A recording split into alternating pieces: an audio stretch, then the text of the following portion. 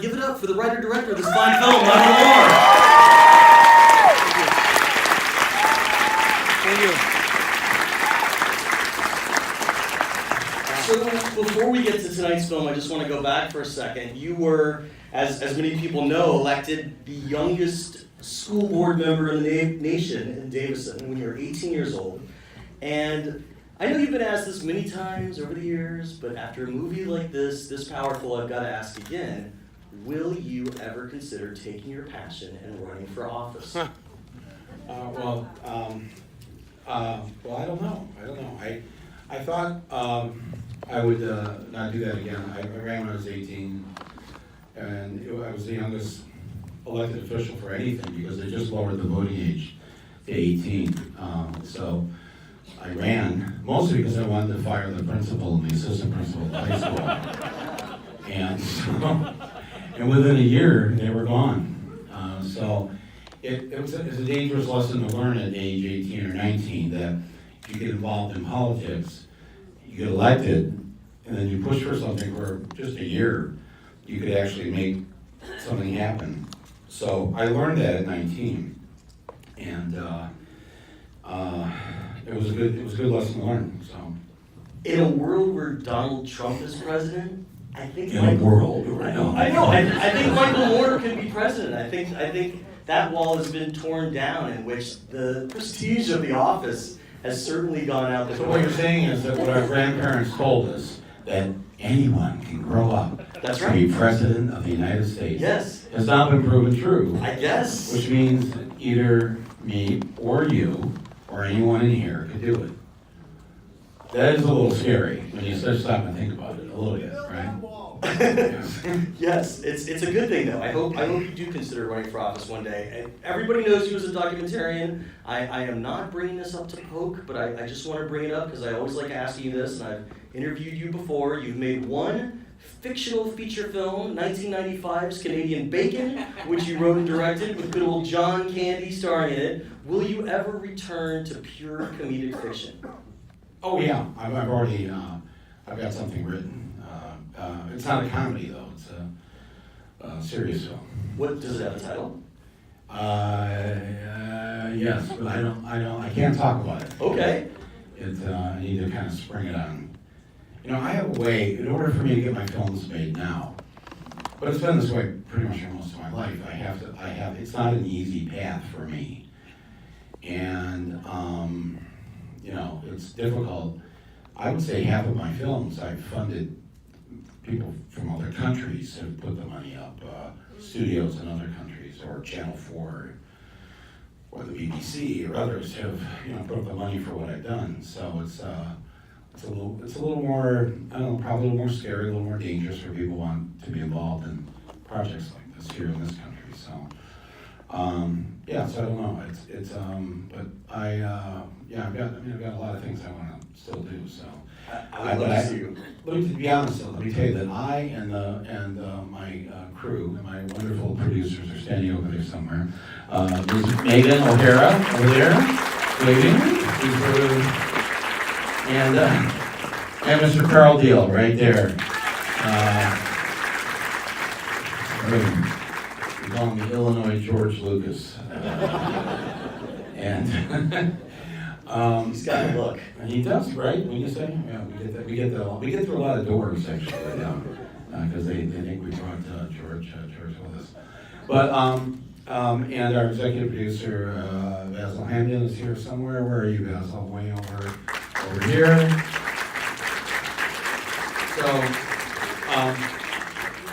So we made this film as if I just sort of put this out there. I said, what if this were to be our last film?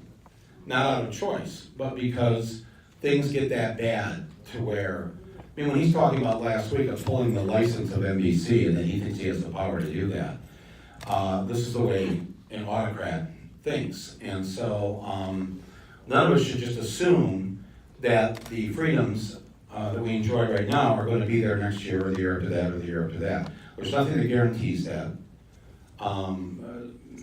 As you saw in the film, the front page editorial of the Jewish Weekly from Frankfurt, Germany, a month after Hitler's inauguration, told everybody to calm down and quit being paranoid, and, you know, look, yes, he's a nutcase, but we're Germans, come on. We have a constitution. It's gonna be okay. All a constitution is a piece of paper. We get all gooey-eyed about this great land of ours and its constitution and its Bill of Rights. Well, it really is a piece of paper, and it's each era, each group of people decide which parts of it they want to follow, which parts they want to amend, and it's been amended many times. Yes, and after 9/11, we had a president and a Congress, a bipartisan Congress, that went along with him to take away certain rights of ours. Laws that allowed the government to know what you were reading in the library. Things like that. And you start there, you start with the little things that don't seem to be that awful. And it builds, and then you realize it's too late. And democracy does not have a self-correcting mechanism. It has nothing, you know, like the modern automobiles now, if you go to a skid or whatever, the braking device, it has a bit of a self-correct to it that you can kind of get you out of the skid. Democracy doesn't have anything like that of substance that gets you out of the skid. And before you know it, you could go off the cliff much faster and sooner than you think you're going to. So we all have to act with this vigilance, but that's too soft of a word. It has to, as I said at the end of the film, it requires action on the part of every single one of us right now. And everybody has to figure out in their own way what they have to do, what they can do as we approach this election, but also what we're going to do about Kavanaugh this week. And what we're going to do about, you know, I mean, the week after that, it'll be something else, so. Your action was as a filmmaker. And what's interesting that I want to hear about was how you decided to structure this movie, essentially by interweaving three very connected stories about Trump's America and the problems that were forging beforehand. You have the 2016 election, you have the return to your roots in Flint, Michigan with the water crisis, and you have the survivors of the Parkland shooting and others forming kind of the new face and hopefully the new future of the Democratic Party. So you're interweaving these three stories, which can't be easy, especially as things were unfolding for you in real time. Because, you know, Parkland is still pretty recent. Talk about, as a filmmaker, forging that path and being able to adapt to the news as you're making this movie. We decided not to adapt. On day one of making this movie, we made the decision that we were not going to chase the news. Otherwise, the movie would never end, because there's something every day. And so we have Rachel. We have other things that will daily keep us informed about the things that we didn't know about. So that we decided would not be our job as filmmakers. That we would make a movie that would deal with the larger story of how we got Trump, because he didn't fall out of the sky, and there were many things that happened before him. The day before Trump, let's say we get him impeached. We go back to the day before Trump. That wasn't such a great day. We had 40, 50 million people living in poverty. We had 40 million people who could not read and write above the 5th grade level, adults. The climate change, I mean, just got on the whole list, all those school shootings. So one of our points we wanted to make was that it's not just Trump. And it is us. And Trump is us. And we let Trump, especially the media, for years let Trump get away with things and didn't do anything about it. The New York City media, they loved the entertainment of Trump so much, the tabloid fodder that he provided for them. They came up with their own nickname for him. You know how Trump has nicknames for everybody? Mine is Sloppy Mike, by the way, just in case you missed it. One of the few times he's told the truth, by the way. Well, at least he told the truth. I know, there's a silver lining to this cloud. But they had a nickname for him called the Donald, right? The Donald. That's not your job. You're the press. You're supposed to stop people who mark a C for colored on applications of families that want to rent one of your apartments. That's your job as the media. And when he wanted those Central Park 5, those innocent teenagers executed, and the way he's treated women his entire life, and you go down the whole damn list How did we ever even end up having to deal with him? I mean, it was known pre-election. I mean, the deposition from his 1989 divorce with Ivana, you know, she said that he essentially raped her. And Not essentially, she said he raped her. She said he raped her, and then she walked it back a little in her book, based on being bullied into walking it back a little, and she said he, I believe the term was emotionally raped her and forced himself upon her. But we knew these things. You know, I'm curious, the one thing that you didn't delve into in the movie, which I think would have been almost impossible, as you said, because it's still unfolding, is the Russian meddling in the 2016 election. You know, he won technically by 70,000 or so votes. 77,774. Exactly what I meant to say. Split over 3 states. Sorry, I went to Catholic school. and we know, you know, everybody in the intelligence community has said that there's probably more than likely hacking. And the thing to do in a hack is not to make somebody win by landfall. It's to just push the numbers enough that they slide by. And I'm curious if that was ever on your bulletin board of ideas of things that you wanted to pursue a little, ranging from his known Russian mafia ties and debts that were, you know, relieved allegedly by the Russians, to Russian meddling in the election in general. No, because I do mention at the beginning I have Of course. there and I have the beautiful Russian national anthem and all of that, but that's really just there for satirical purposes. Because, 2 points. Number one, people already know it. It's been well documented now. It's been in the news. Again, Rachel and the other shows have done a great job putting that out there. And it hasn't mattered in terms of how the people haven't risen up. I mean, seriously, if I were president and it was discovered that, you know, Kim from North Korea was doing all this hacking work for me to mess up our democratic system, I'd probably be strung up and dead. This is, of course, the main question everybody has asked for so long. How is it that he gets away with this stuff? And I think he gets away with it because he does it in plain sight. That he never looks like he's ever apologetic or feels bad about anything that is done. So Mueller will do his investigation. He's prohibited by law from indicting Trump, so Trump won't be indicted. He'll turn his documents over to the House and the Senate, which right now are controlled by Republicans, and they're not going to do anything with it.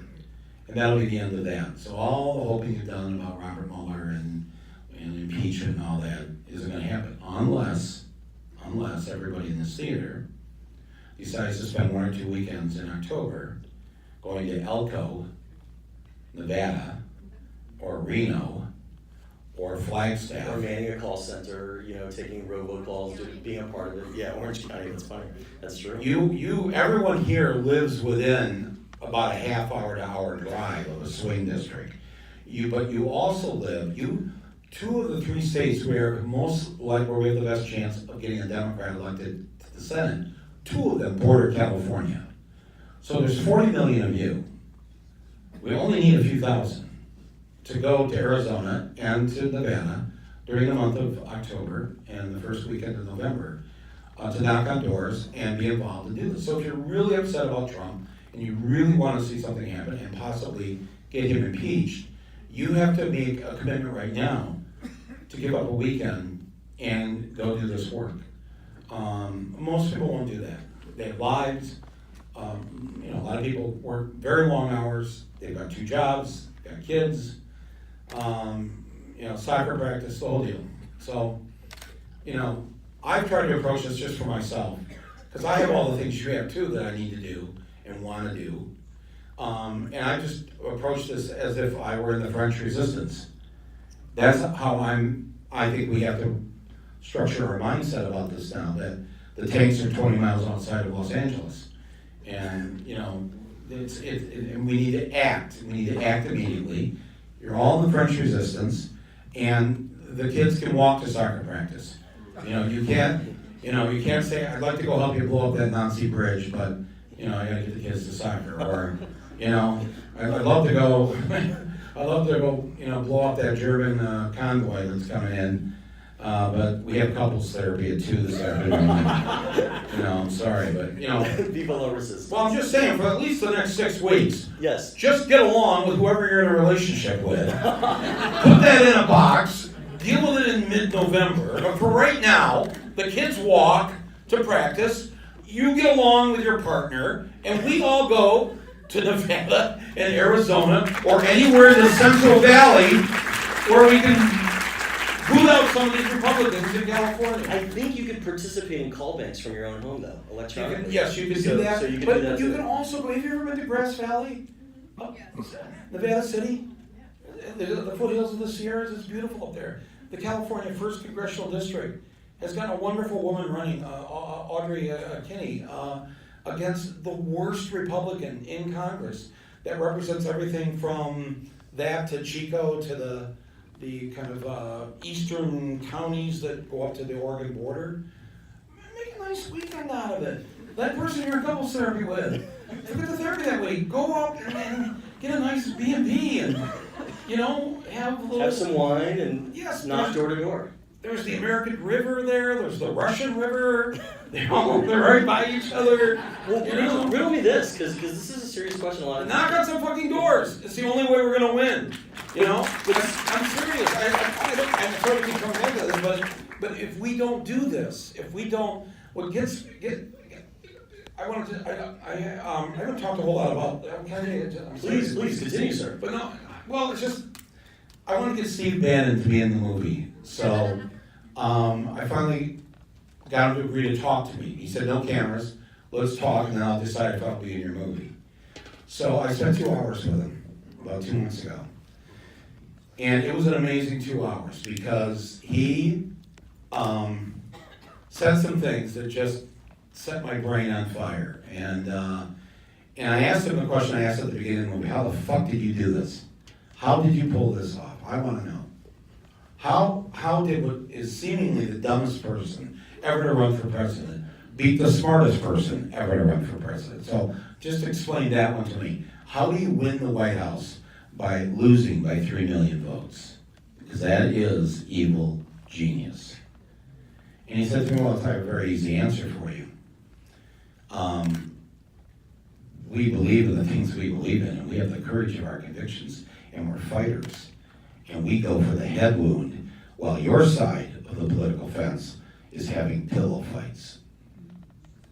You fight with a pillow, and we go for the head wound. And the truth of that, when you hear it from the devil himself, I thought, yeah, that's right. That is how we are. Because if you're liberal, it means you're kind of, open-minded, and hi, how are you? And it's so nice of all of you to come here tonight to watch my movie. That's who we are, right? We're trying to be, right? We try to be decent people and have manners and all of that. And their side seems to not care about that anymore. So, but I thought, wow, so this is how it's going to come down. Because we won't fight, we won't stand up, we won't give up that weekend and go to Arizona or go down to San Diego. How could Duncan Hunter be indicted and still ahead in the polls? I mean, seriously. So there needs to be some serious work done. Not that you can convince Duncan Hunter voters to vote for a Democrat. That won't happen. Do not spend any time on your relatives who voted for Trump. If they're still for Trump today, I give you this as a pre-Thanksgiving message. If they're still for Trump after these 2 years, you just have to let them go sit at the kids' table. Maybe that's not such a good idea. But I'm just saying, it takes too much energy, Jeff, to try it now to convince. We don't have the time or the energy. We need to convince the people who are already on our side, who are non-voters. Come on back. Come on back. 8 million Obama voters voted for Trump. Come on back. Let's hold our hand out to them. If all we need are a few thousand, or in Michigan, just 2 votes per precinct. If that's all we need, and we're already the majority, and the majority of Americans agree with us on every issue, from women's rights to mass incarceration, to environmental, to marijuana, to everything, we are the majority. Why don't we act like it? Why don't we just fucking go for it here? Instead of, I don't know, if we impeach Trump, then we're going to have Pence. We're going to have Pence, but no Pence. No, we should want Pence. Pence believes in something. Trump believes in nothing except Donald J. Trump. That's dangerous to have the President of the United States. He has no belief system, no politics. He only has Donald J. Trump. At least Pence believes that Adam and Eve rode on dinosaurs 6,000 years ago. Why are we afraid to have the great debate with Pence? We'll win that debate. The American people will be with us. If Pence believes that you can convert someone who's gay to being straight, Forcibly. let's have that debate with him. I say we will win that debate. The American people will be with us. Don't be afraid of Pence. He'll just be smithereens for whatever limited time that he would be in the White House. So, but we always sound so scared and so afraid. Like Podesta telling me there, we didn't want to send Hillary a bunch to Wisconsin or Michigan because it might encourage the Trump voters to, they'll come out more.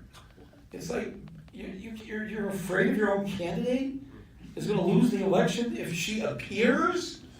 So let's hide her. Let's make the bumper sticker as small as possible, because if a redneck is driving behind you and sees a Hillary bumper sticker, he's going to go nuts. We really look like a bunch of weenies, and I think Bannon and these right-wingers have our number. And by we, I don't mean we have to be violent in any response, but we can be strong in other ways, starting with knowing that we represent the majority of this country. We won by 3 million votes. And finally, to answer your question, the reason why the Russians aren't much in that film is that they threw everything at Hillary Clinton. They did everything to try and destroy her chances to be president of the United States. And in spite of everything they did to her, she still got 3 million more votes than Donald J. Trump. The Russians couldn't stop her, even with a lousy campaign. But it's interesting because, very recently the GOP struck down the idea of spending, I think, the low sum of $200 million to improve security just for voting, polling places and everything else, and the voting devices themselves.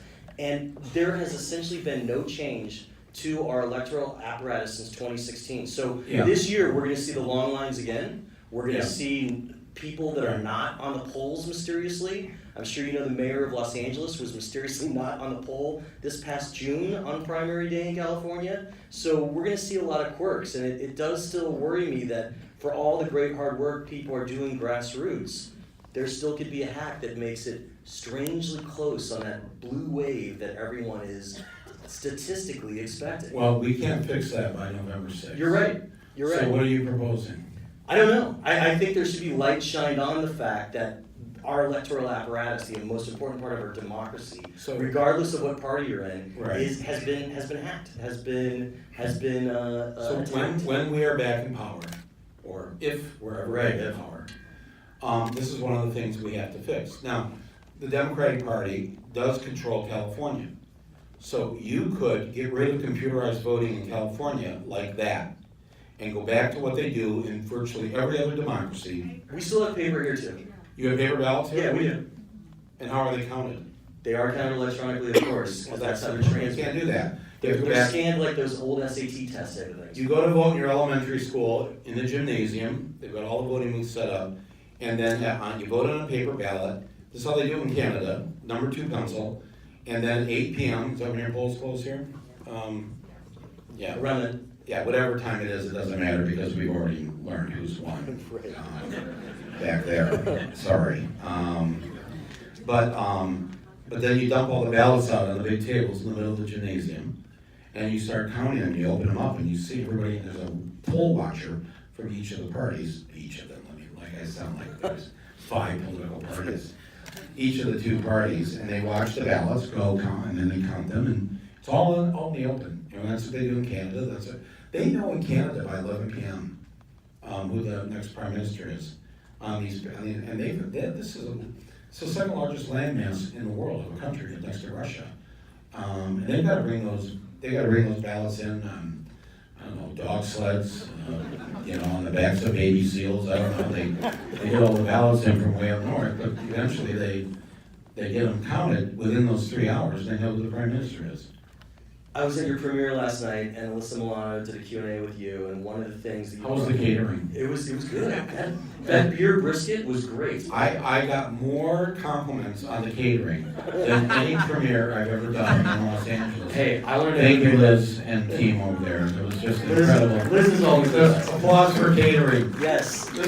For all these people that weren't there that didn't get the great beer brisket. But wait, serious question. So she brought up, Bannon, you guys discussed it, and you started to get into it, and I just want to hear a little more about it. His comment about the headshot versus the pillow fight affected the way that you edited the film, and it gave you a bit more vigilance in your edit to say that you were actually not going to hold back on your punches, and I want to hear about that in your edit. Well, I think a few hours after he left the building, and we smudged it appropriately.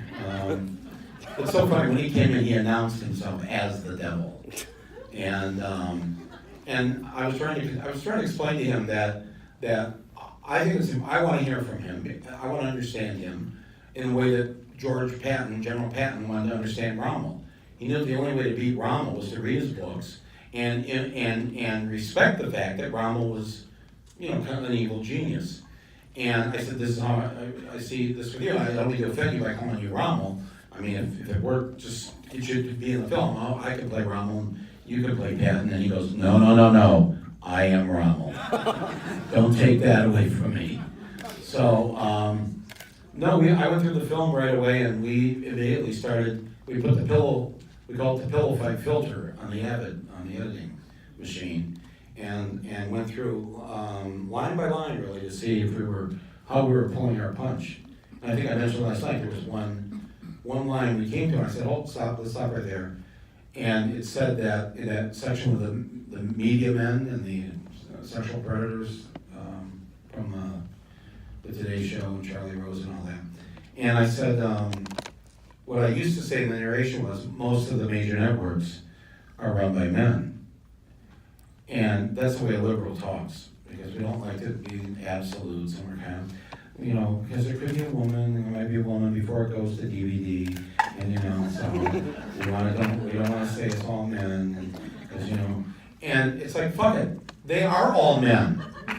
Every single one of the major networks is run by a man, and so we just changed it to all of the networks: ABC, NBC, CBS, Fox, CNN, MSNBC, Fox News. These are all run by men, and let's not be afraid just to talk like that. We've got to. This is the crazy part of this, is that how do they win with the messaging when virtually all of the writers, artists, filmmakers, whatever, are on our side of the political fence, but we can't figure out how to talk? What is it with that? And I asked Podesta, who ran Hillary's campaign and was, top advisor to Obama. I said, why couldn't you just say in the campaign, free college? Just say free college.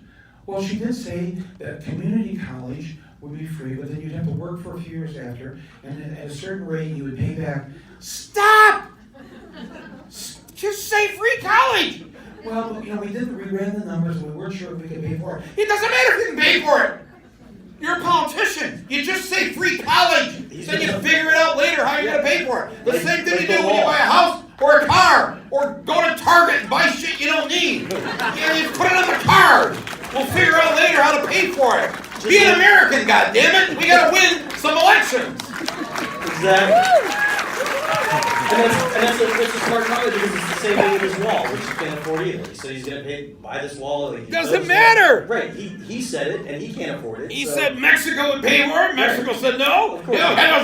He doesn't remember he said it. Somebody else is going to pay for it. You're going to pay for it. I want to get to Flint for a second, because it's just, your whole career has become part of being a defender of Flint, and of course, it's unfortunate you have to keep doing it.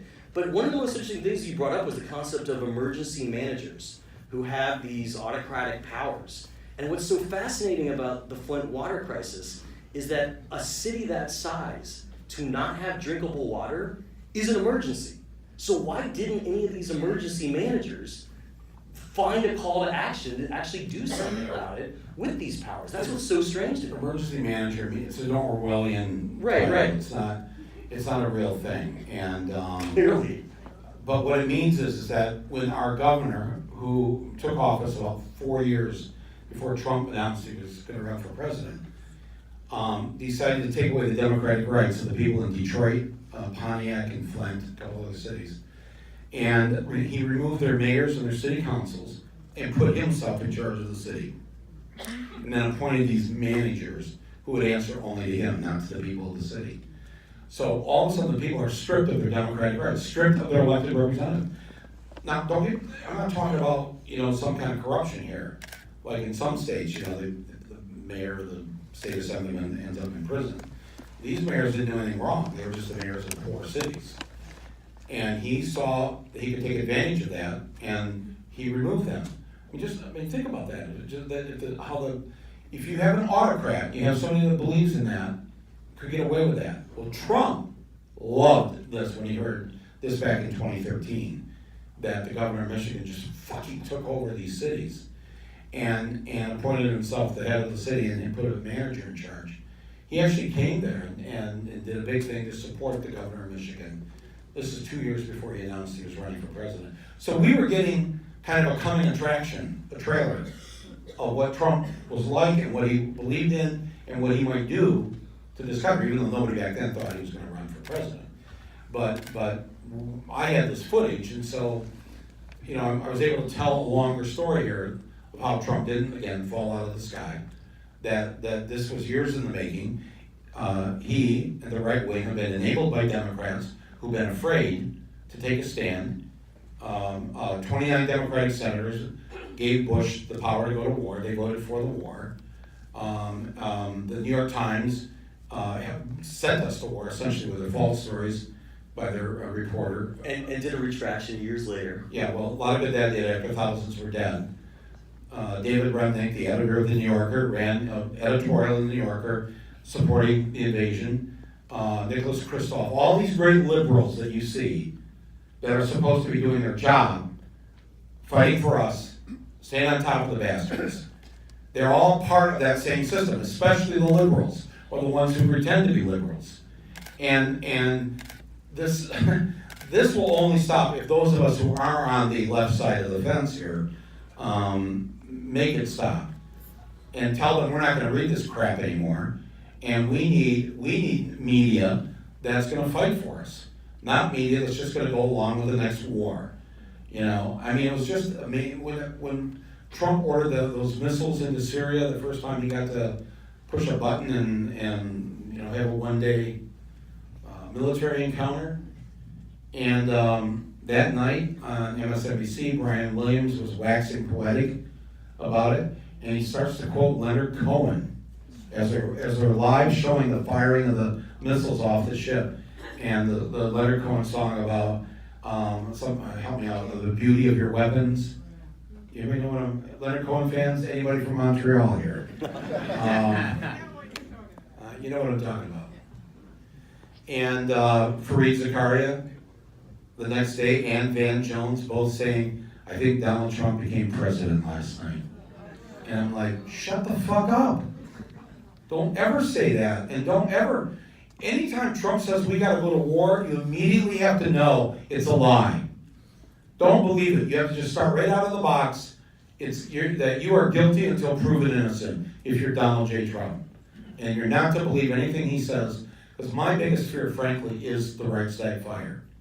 That either it will be something that his alt-right people do, or just a crazy person will do, not authorized by anybody. To cause a national crisis. Or there actually is a national crisis. There actually is a real terrorist attack.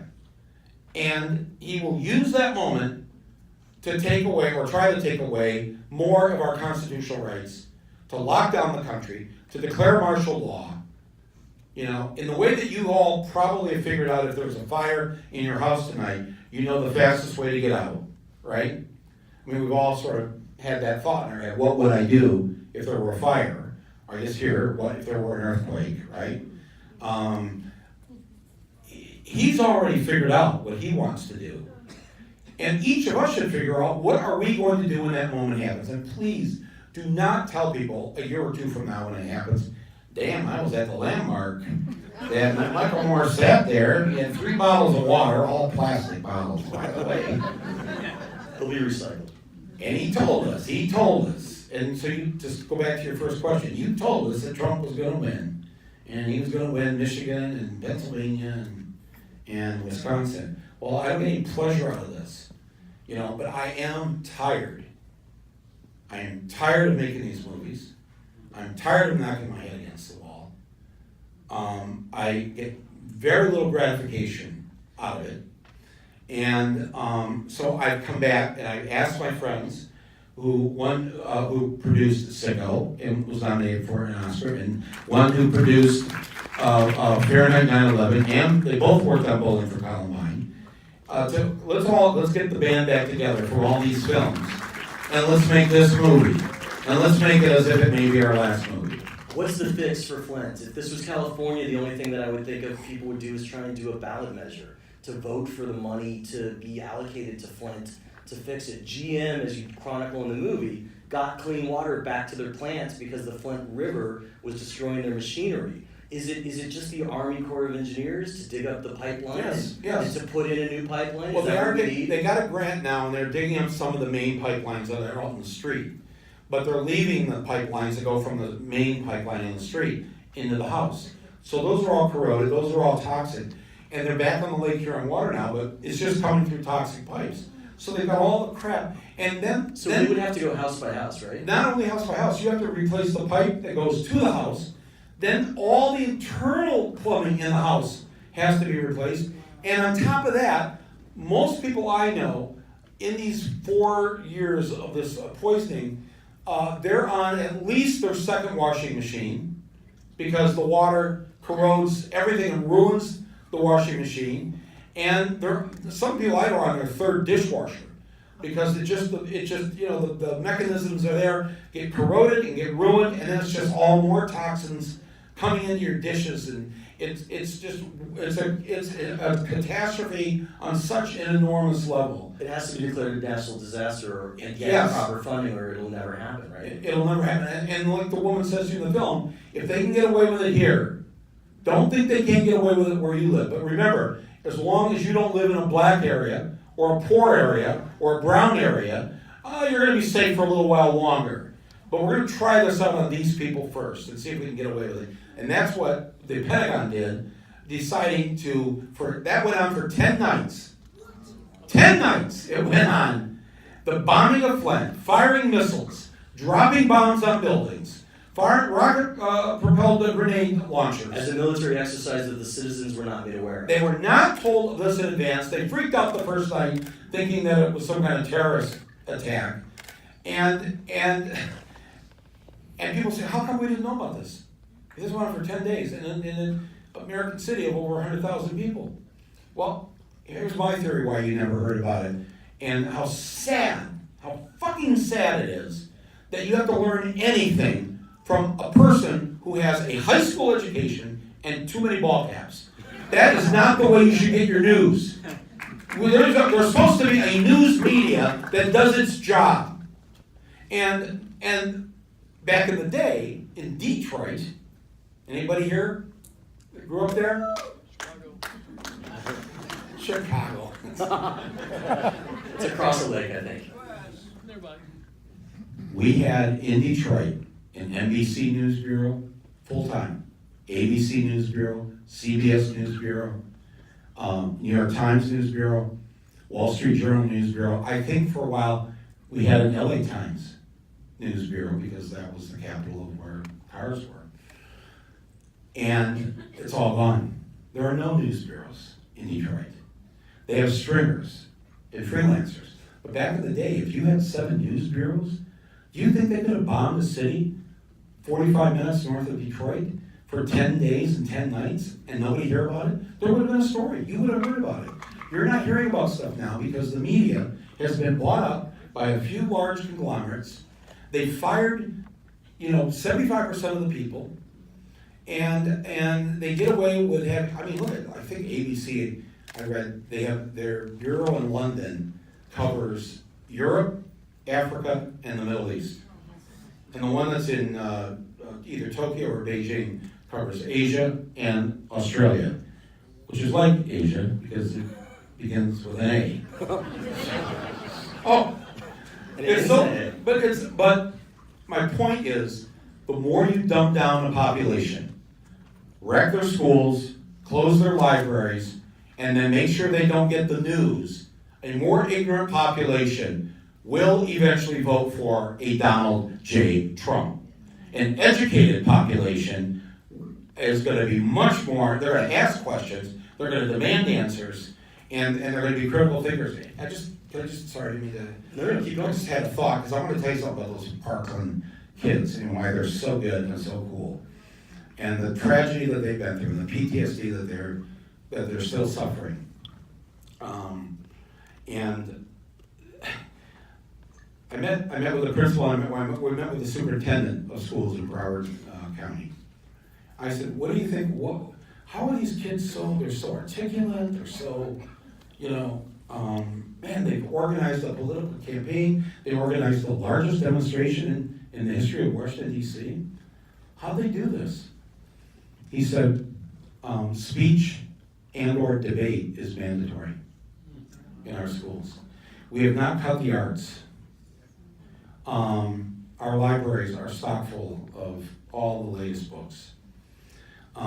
We've just made that a priority. But what we've really learned by making sure that kids take speech and debate is that is where they learn critical thinking, and which we no longer teach in our schools, and it's not integrated into any of the other courses. And he says, this man is saying this to me, we think it's dangerous in a democratic society to be educating kids who are not critical thinkers. Because if you're a critical thinker, you really don't need to watch more than about 23 minutes of Fox News to know you're getting bamboozled here. But again, if you dumb down the population, it makes the bullshit go down a lot easier. We're running out of time, so I'm just going to wrap it up in a second. Sorry to talk so much. No, we love it. Just the theater, how long we have it for. One of the things that is scary about the movie is you're showing this. The 11 p.m. Predator is starting. So. You're showing this kind of coming fascist state. You're talking to somebody that prosecuted the Nuremberg trials, and we live in a country where sometimes police officers, as you showed, are in armored trucks, have face masks, do not wear their badges displayed, and it seems like Flint was a further testing ground again after Ferguson for more of that kind of policing, just to see how it went over. I'm curious of this, though. Out of this whole movie, as a documentarian, you would have hundreds of hours, and not everything could make it in. What's the scene that you held on to until the last moment, that was tough to cut, that you wished you could get in, that if your Blu-ray release was coming on right now, I'll explain to the kids what a Blu-ray is later, but what would that scene be that would be a deleted scene that you want to talk about? What would you guys say? Because it's a good question, because of ones and zeros, we were able to work on this film right up until like 2 weeks ago. So, very good question. which one? Working class appeal. Working class. What about you, Carl? What do you think? I think working class is a good one. Yeah. It's sorely missed. Yeah. Let's hear about the working class appeal scene. It's a montage scene that runs for about a minute. That if you didn't know it was Donald Trump and you didn't have the history of knowing him, the speeches that he gave, especially in Michigan and Wisconsin and Pennsylvania and Ohio, were just beautiful. He focused on how he was going to tax the hedge fund guys, how much he hates Wall Street, which he actually does because they hate him. That the blue blood elites of New York have never let him in to the club, and so he's held this resentment his whole life. He talked about how the Iraq War was wrong and how he came out against it very early. I mean, he lied and said he was against it before the war, but it doesn't matter. He was against it very early on. He told them how W screwed Michigan, how Bill Clinton screwed Michigan. Everything he said was essentially the truth. And you saw people, I mean, it was really powerful, the speech that he was making to the working class. And he ended it with, in a kind of an Oprah style cadence, I'm gonna make you rich, I'm gonna make you rich, I'm gonna make you rich, I'm gonna make you all rich, I'm gonna make you all rich. And he just went on like this. You're gonna be rich, you're gonna be rich.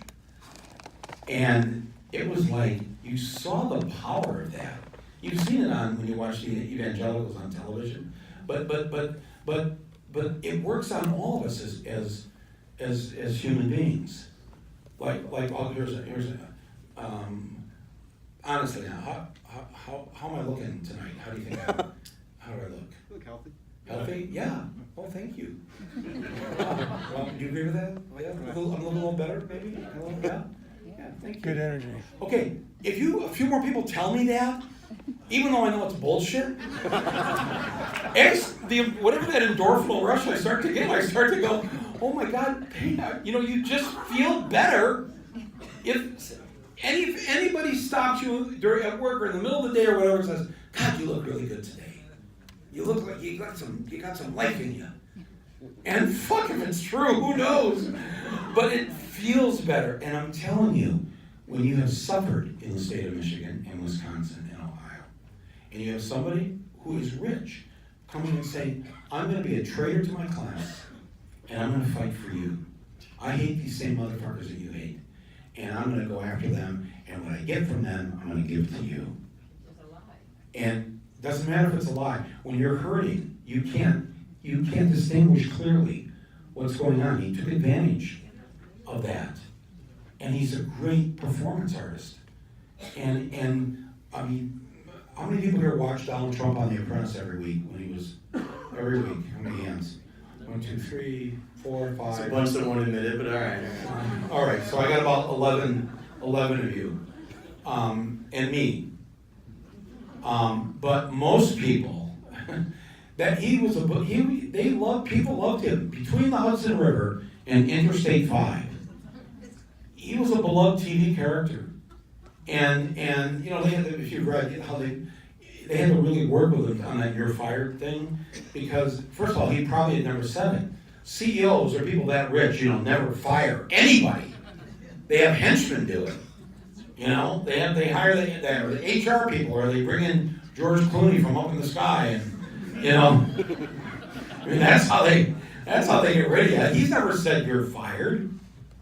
He's never the guy the Billy Bush Burbank bus, right? When he does the famous the grabbing thing. The grabbing line. Yeah. If you haven't watched that tape, I think one of the most fascinating things about that tape is he sees the attractive woman that was going to take him around over there at NBC, and he's popping his Tic Tacs, and he's going to tell him, Billy, how the Tic Tacs are critical. And he walks to the front of the bus. He comes down the 2 steps. The bus door is closed. And he doesn't know what to do. And he knocks from the inside, he knocks on the glass like this, thinking that will open the door. Go back and watch this. You can see immediately this man has never ridden a bus. He has no idea how to get off the bus. And it's like, wow. He had never said, you're fired. That show was so popular because every week he fired the douchebag that each of you work with. Wherever you work, you know who the douchebag is? You've identified who that is, right? Okay. People watched that show because every week he fired the douchebag, and it was cathartic. You sat there watching on TV, yeah, you're fired. Just what you'd like to say to the person in the cubicle next to you. Just like you'd like to say to the department head there at your community college. But you can't say it. But Trump could say it, and it was cathartic, and they loved watching the show. And Democrats and the Hillary campaign never understood why he was so popular or how he could pull this off. But I live out there, so I understand it. I watch the show. It's almost like a classic movie of Facing the Crowd. The Yes. rambler who becomes. I would watch that show with Andy Griffith. I watched The Bachelorette. I know. Don't think less of me. I can give you a sort of a societal critique of why that show is popular. Well, actually, speaking of TV, you know, Cracker's the corporate crime-fighting chicken was Yes. a great character of yours. Yes. There, see, some people know. You had TV Nation, you had Awful Truth.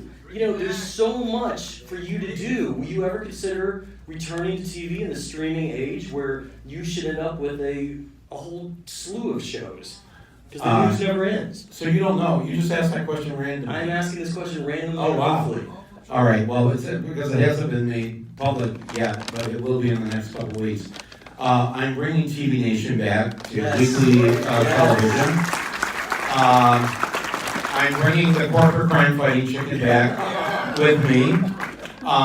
It will be called TV Nation. It will be on Turner, on TBS, and I believe the hour block of that night is going to, the first half hour will be Samantha Bee, and the second half hour will be me. Oh, that's fantastic. Oh. That is fantastic.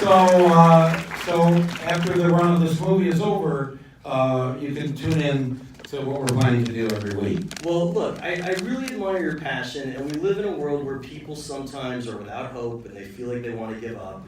I think it should be said that you've put your life at risk at times. When you and I did the screening of Fahrenheit 9/11, there were death threats. Actual applause for me putting my life at risk.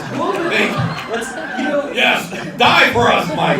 Die. When we did the screening of Fahrenheit 9/11 at the TGA Theater, there was massive security because you were just flooded with death threats, and there's a sacrifice that comes in your personal life with that. And I appreciate the fact that you continue to go out there and continue to make the movies that you're making, even though you have to deal with this complete and utter bullshit in the process. So Well, that's nice my of you to say hat is that. off to you, sir. No, I appreciate it. Let's give it up again for Thank you very much. Thanks, everybody.